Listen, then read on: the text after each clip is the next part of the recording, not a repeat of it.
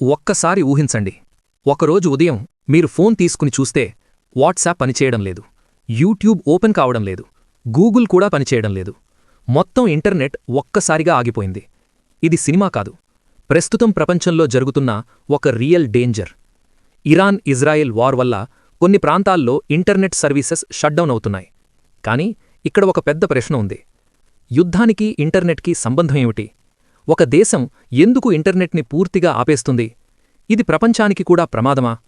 ఈ వీడియోలో మనం తెలుసుకోబోతున్నాం war, cyber attacks, internet control వెనక ఉన్న చాలా షాకింగ్ నిజాలు. కాబట్టి వీడియోను చివరి వరకు తప్పకుండా చూడండి. War background. ఇటీవల మిడిల్ ఈస్ట్లో పరిస్థితి చాలా ఉద్రిక్తంగా మారింది. ఇరాన్ మరియు ఇజ్రాయెల్ మధ్య ఉద్రిక్తతలు పెరుగుతున్నాయి. Missile attacks, military strikes, cyber attacks ఇవి అన్నీ ఒకేసారి జరుగుతున్నాయి. ఒకవైపు ఇరాన్ ఇజ్రాయెల్ మీద మిజైల్ అటాక్స్ చేస్తోంది.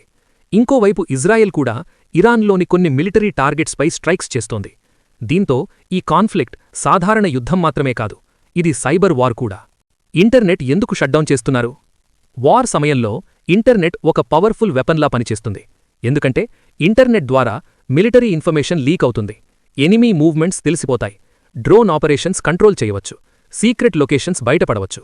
అందుకే చాలా దేశాలు వార్ సమయంలో ఇంటర్నెట్ని రిస్ట్రిక్ట్ చేస్తాయి, కొన్ని సందర్భాల్లో పూర్తిగా షట్డౌన్ కూడా చేస్తాయి. ఇటీవల ఇరాన్లో ఇంటర్నెట్ కనెక్టివిటీ చాలా తక్కువగా పడిపోయింది. అంటే అక్కడి ప్రజలు ప్రపంచంతో ఆల్మోస్ట్ డిస్కనెక్ట్ అయ్యారు. Cyber war. ఇది కేవలం మిజైల్స్తో జరిగే యుద్ధం కాదు, ఇది digital battle field. Cyber attacks ద్వారా గవర్నమెంట్ సర్వర్స్ హ్యాక్ చేయవచ్చు, బ్యాంకింగ్ సిస్టమ్స్ డిస్టర్బ్ చేయవచ్చు, కమ్యూనికేషన్ నెట్వర్క్స్ క్రాష్ చేయవచ్చు. ఎక్స్పర్ట్స్ చెబుతున్న ప్రకారం మిడిల్ ఈస్ట్ కాన్ఫ్లిక్ట్స్లో సైబర్ అటాక్స్ చాలా పెద్ద పాత్ర పోషిస్తున్నాయి.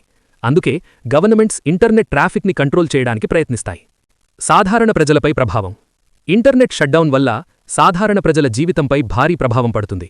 ఉదాహరణకు వాట్సాప్ పనిచేయదు, వీడియో కాల్స్ చేయలేరు, న్యూస్ బయటకు రాదు, జర్నలిస్ట్స్ కూడా నిజమైన పరిస్థితిని రిపోర్ట్ చేయలేరు.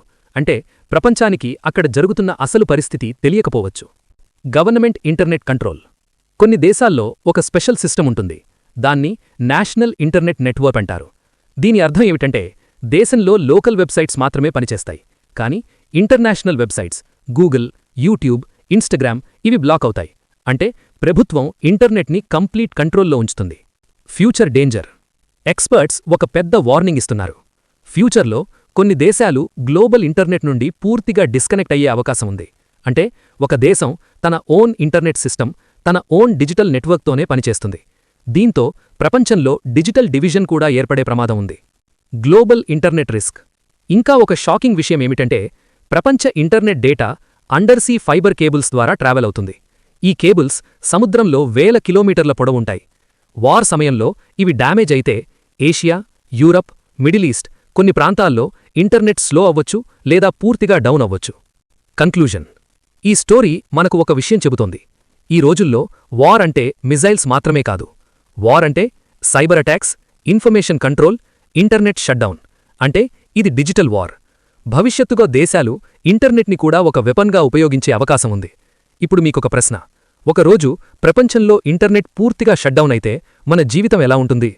మీ ఒపీనియన్ను కామెంట్స్లో తప్పకుండా చెప్పండి. ఈ వీడియో యూస్ఫుల్ అనిపిస్తే లైక్ చేయండి, షేర్ చేయండి, మే ఛానల్ను సబ్స్క్రైబ్ చేయండి. ఇంకా ఇలాంటి రియల్ వరల్డ్ డాక్యుమెంటరీ వీడియోస్ కోసం.